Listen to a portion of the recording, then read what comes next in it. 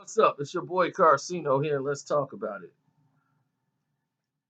This is the truth behind the beef between yours truly, LeBron James, and Brandon Ingram.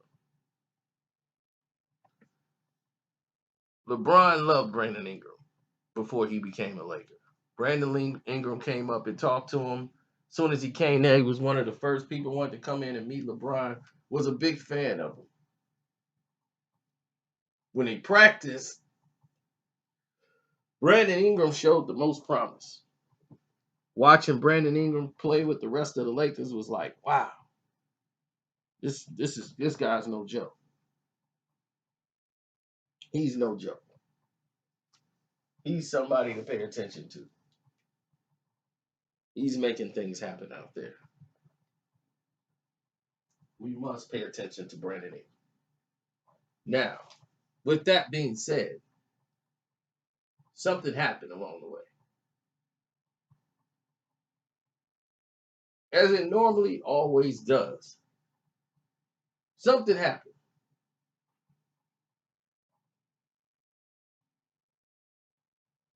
Something went awry in the situation.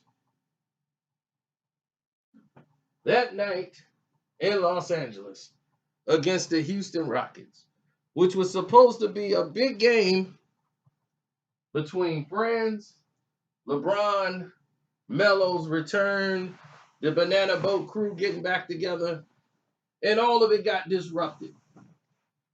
It got interfered with by one situation. One big situation messed up everything. What is that one big situation? Oh, well, that one big situation just happened to be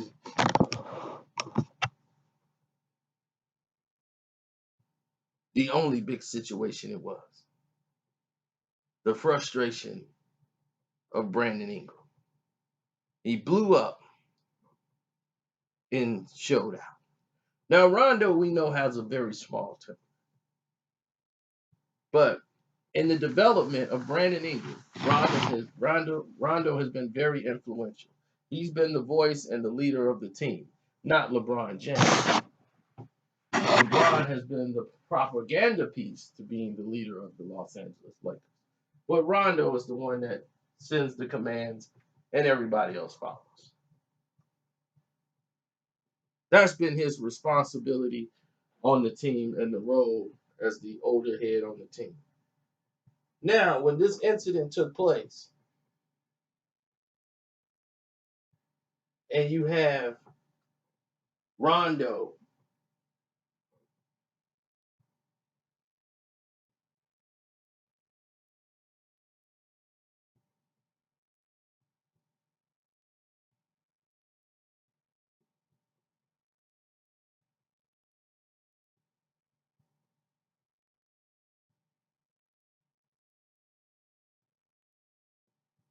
um, uh, I'm getting a message here. So when you see Rondo on the court with Ingram, you see him working with him, telling him what to do and keeping him calm. Now, this was a game where Rondo's now blowing up. The guy that's keeping you calm and poised is he's blowing up. And you blowing up. Y'all both upset about the calls. Here comes old man Bron. When this fight and melee break out on the court, Ingram was already hot, and they was giving him a tech and walking him off. Then he runs back over there to throw a punch at Chris Paul. And ever since then, the relationship, when LeBron grabs Chris Paul and walks him away and does not consult any of his other Los Angeles Lakers teammates, he showed Ingram right then and there, oh, you ain't about none of this stuff you were saying. We know that's your friend and all that, but you ain't with the purple and gold.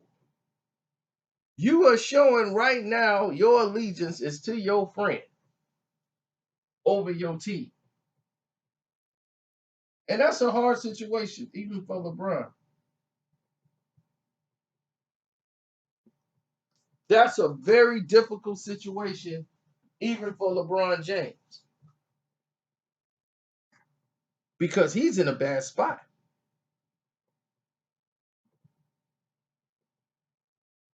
Now you in a catch 22. And ever since then, it has been nothing but turmoil because it was never resolved. LeBron never went and had a conversation with Ingram after the fact. He never did. They act like it didn't exist. Like, act like nothing. It didn't happen. It didn't happen. We saw it happen. What do you mean it didn't happen?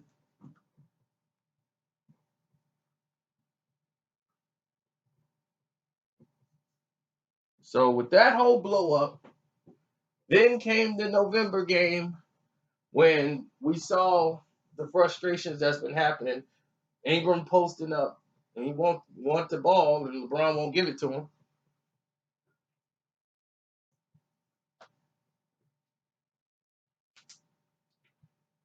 And you saw Ingram's reaction to the fact that LeBron wants to score and waved Ingram off. That was one scene they shown that was blown up. Then you saw where Ingram ignored LeBron when LeBron wanted the ball in December, early game in December. Blew that off. Went to the bucket, got the basket, and didn't even look at LeBron on the way down the court. LeBron threw a pass to Ingram. Ingram caught it, made it play, scored. Ingram didn't even give him a point. Like, hey, there you go, my boy. Like, good pass. Nothing.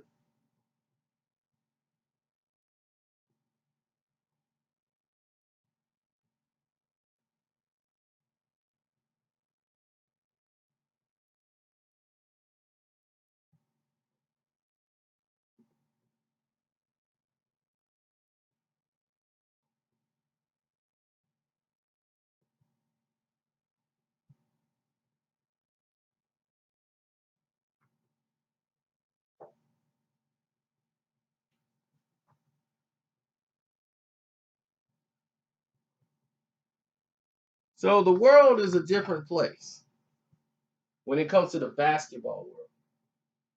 Basketball world is quite different from the rest of the society we've grown up around. When you do something in basketball, normally we need to address this problem and have a talk and work it out. But LeBron don't work in conventional basketball circles. LeBron feels like I'm too big to have this conversation with you.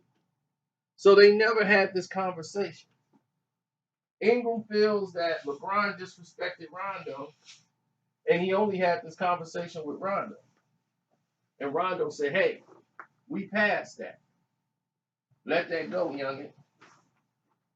We got this. You know, we're not gonna grow as a team if we keep focusing on who ain't do what on a game that's already over.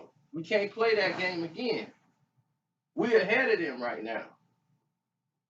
But it's a problem with Ingram because he don't like LeBron. Everything he grew to like about LeBron was destroyed within a month of playing with LeBron James. Everything he liked about LeBron is over. All that's done. So now, so now that all of that is, null and void,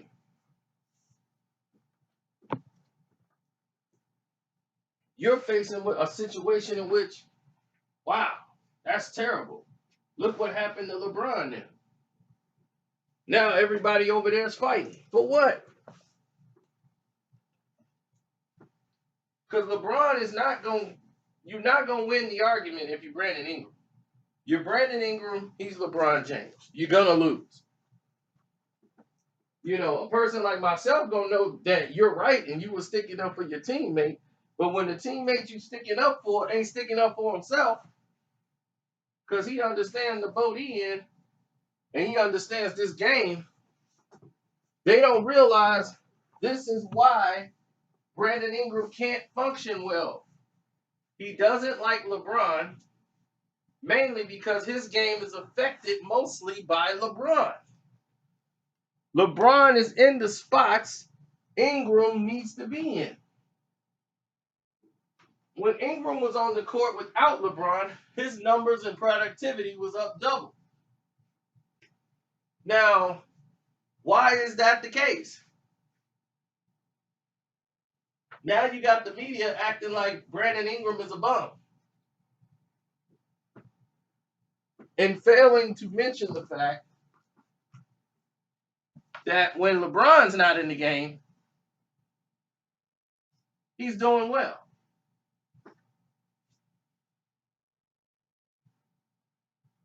But Ingram's the guy. He's the odd man out. So they're already painting that narrative so that they can get rid of Brandon Ingram. And I want to see him go. So he can go somewhere else and produce.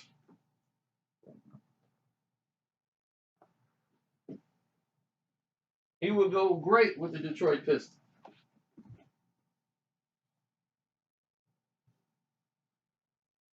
We don't need LeBron James altering anything in this league anymore. He's run this league into the ground. Literally has turned this league into nothing but three-point shooting, no basketball movement, nothing. And the teams that are winning championships now are the teams that are playing basketball and playing some sort of defense.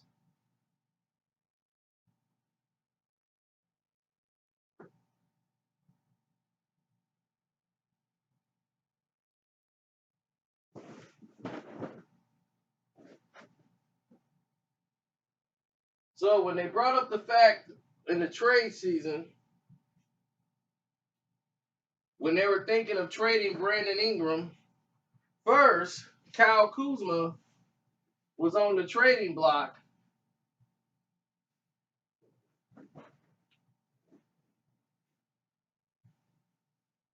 And they were keeping Brandon Ingram. Then a meeting was held where they talked to Brandon Ingram's agent and kept asking about how did he like being in Los Angeles, the future. Did he want to be a Los Angeles Lake? You know, like what are some of his options on what he's going to do in the next 2 years with the Lakers? They're he's already signed. He's going to bring in, like, he's owed another, what, $7 million for next season? He gets paid another $7 million next year. So why are you asking him now about, like, you know, how do you feel about the Lakers organization? He's already signed. So LeBron and Magic has a meeting that didn't involve the rest of the players, which seems very problematic if you ask me. Because I'm like, wow, why are you going to have a meeting with all these other guys and basically say that everybody else isn't worthy of your conversation, the rest of the team? Like, why are you sitting down with LeBron talking about the direction of the Los Angeles Lakers? Why wouldn't you have that conversation with the coaching staff? And if you're going to talk to a team member, talk to the team. He's not the only player on the team, bruh. I understand y'all put all this false propaganda into him, but what do you think that makes it look like for the rest of the team? So Ingram just don't like him. Ingram like, look, I'll play ball with anybody. I ain't got to like everybody. But it's obvious LeBron holds something against the kid. It's obvious. because Brandon Ingram isn't bowing down to him. And whenever you're not bowing down to LeBron James, even though they'd agreed to work past everything and not even bring up that night,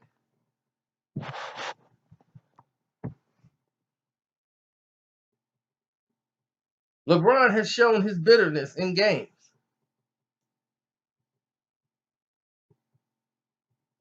Giving Ingram the ball in bad spots to try to make him look bad.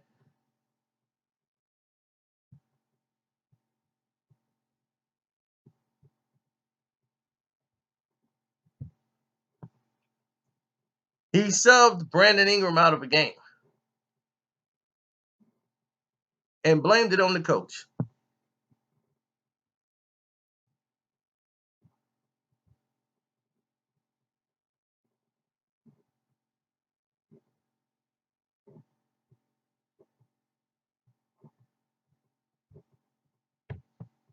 I thought it was tasteless, but vintage. Vintage petty LeBron.